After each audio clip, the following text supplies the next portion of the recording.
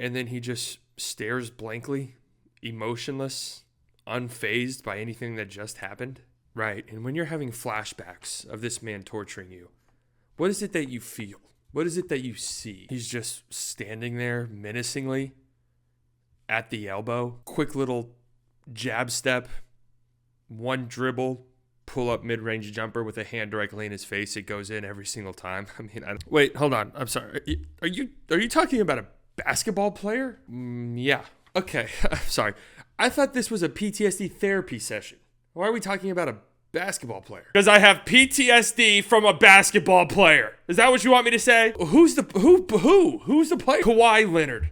Are you happy? Oh, fuck. The Los Angeles Clippers take their 8-game winning streak to Dallas. They beat the shorthanded Mavericks 120-111. They have now won 9 straight games, really looking like a formidable opponent in this Western Conference. Damn near, like the way they're playing right now, they might be the favorite in the West if they were to stay healthy. I know that might be a little reactionary, but no one's really playing to the level that the Clippers have been playing at over the last several weeks. Kawhi Leonard just goes nuclear again, 30 points, 12 of 22 shooting. A lot is said about Luka and how Luka performs against the Clippers, but the reality is Kawhi owns the Mavericks. He bends them over and he spanks their little behind every single time they play. Over his last 7 games, Kawhi is averaging 32.4 points per game on 63% shooting, 52% from deep, 90% from the free throw line. I mean, scoring at an incredibly high clip and doing it with absurd efficiency. Apparently, he was the second player ever with a 6-game stretch of 30 points per game while shooting 65% from the field and 55% from 3, joining Larry Bird. I don't know. That's a very cherry-picked ass stat, but it is a very dominant stretch of basketball. It's crazy to say because, Kawhi's getting up there in age and he's just been dealing with so many injuries, but he's just as good as he's ever been and damn near better than he is ever been. He's shooting 43% from 3 this season. That would be the second highest number of his career. 50% on mid-range jumpers, the second best number of his career. He's still doing it in all the ways Kawhi Leonard can do it. 1.18 points per possession in isolation, 1.3 points per possession on spot-ups. So his spot-up shooting is damn near better than it's ever been. And what's really unlocked things for Kawhi Leonard is that James Harden is helping him out tremendously. 52% of his shots this year have been assisted. That is the highest number for him since 2016 when he was on the Spurs and still just kind of trying to figure out how to be a superstar offensive player. And it is by far the highest number since he has joined the Los Angeles Clippers. 59% of his shots at the rim have been assisted. That is the highest at any point in his career. It's just making life so much easier for Kawhi Leonard, having a guy who can bring the ball up the floor and handle the offense and initiate the offense. And Kawhi can just kind of wait patiently and let the offense come to him. And it's also helped him a lot defensively because he's been as good as he's ever been defensively. He's won 2 Defensive Players of the Year. And maybe he's lost a step or 2 along the way, but he's still been incredible defensively so far this season. He had a game a few nights ago against the Warriors where he just completely and totally locked up Steph Curry. I mean, locked his ass up. This starting 5 unit for the Los Angeles Clippers, James Harden, Terrence Mann, Paul George, Kawhi Leonard, Ivica Zubac, they're plus 16 in their minutes. I mean, they're just dominating opponents. Interestingly enough, this lineup with James Harden, Norman Powell, Paul George, Kawhi, and Zubac, a lot of offensive firepower there in that group. That group is a plus 50 in 105 possessions, a net rating of plus 50. I mean, just shitting on teams. Kawhi and Paul George on the floor together this season, 666 minutes. That's a little bit spooky. Jesus is coming for Christmas. Jesus' birthday is right around the corner. Be careful at that number. Plus 15 when those two are on the floor. And plus 9.6, Harden, Paul George, and Kawhi Leonard. While they're still trying to figure out exactly how they want to play. But they've been so good lately. And Kawhi Leonard, man, the shots that he makes, the shots that he takes, he is an unguardable freak of nature. You can't do shit. You know how tough of a move this is right here by Kawhi Leonard? Little step-through move. I mean, this is unguardable. The step-through is not the reason why this shot is unguardable. Why this shot is so tough. You want to know why this shot is so tough? Because, yes, it is a blatant fucking travel. Hey, I'm not a ref. I'm just a normal guy.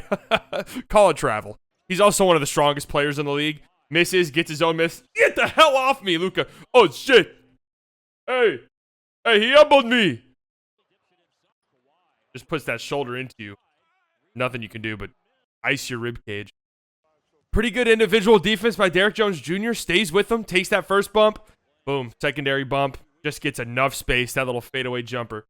Listen, Kawhi's game's very reminiscent of a certain somebody who wore a certain number for a certain team, if you know what I'm getting at.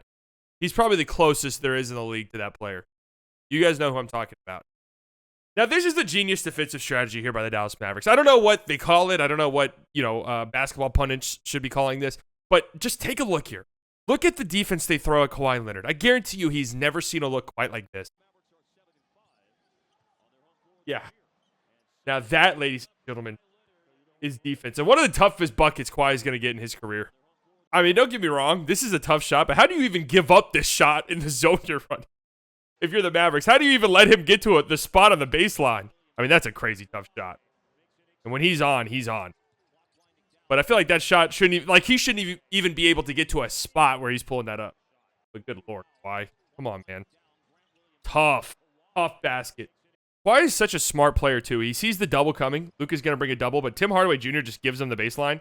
So Kawhi just attacks it before that double team can get there. Not a really good job at all by Tim Hardaway Jr., but smart heads-up play by Kawhi.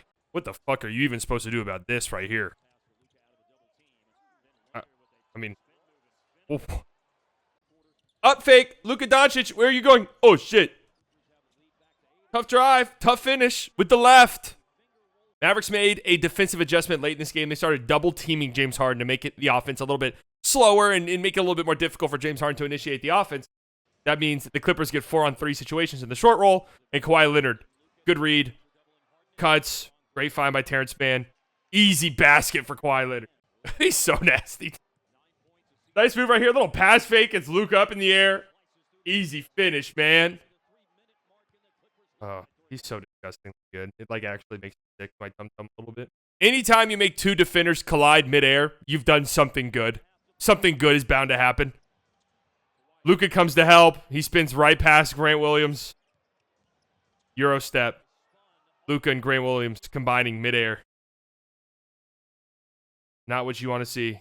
A lot of thickness combining midair right there. Kawhi starts getting hot. Oh, shit. We have to send every defender we have at him because he's an unguardable robot, and he's terrifying, and I'm horrified, and I'm mortified, and I have PTSD triggering right now. Flashbacks entering my brain.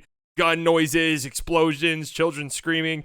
Kawhi driving. All right, we have 4 defenders on this baseline drive by Kawhi Leonard. No way he beats us this time.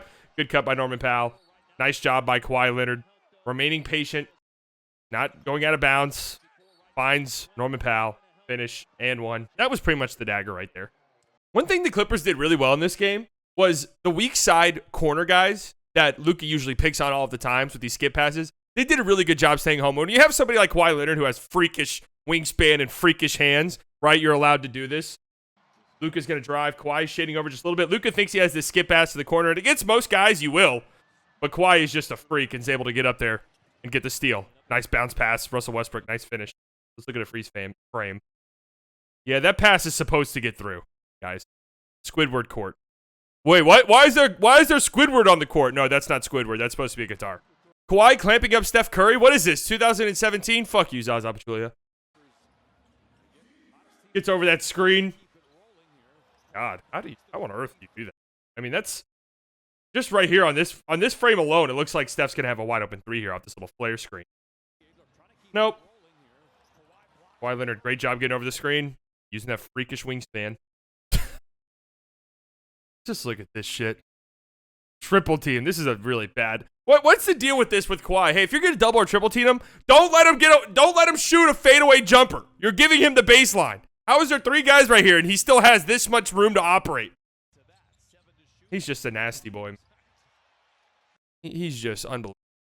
Western Conference teams should be very concerned about the way this Clippers team looks. I mean, they're firing on all cylinders. It works, right? Is there a honeymoon phase maybe going on with James Harden? Sure. I mean, should we give him the benefit of the doubt?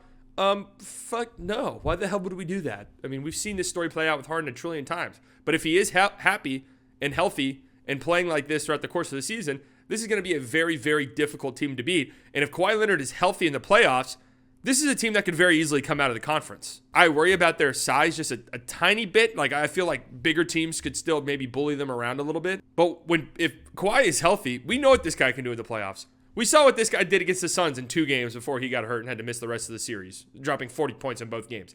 We saw what he did the last time he played in the playoffs in 2021, a hill that I will die on, that the Clippers would have won the NBA Finals if Kawhi did not tear his ACL. In the 6 Clippers wins that Kawhi played in during that playoff run, he didn't miss a single shot in the 4th quarter in 6 games.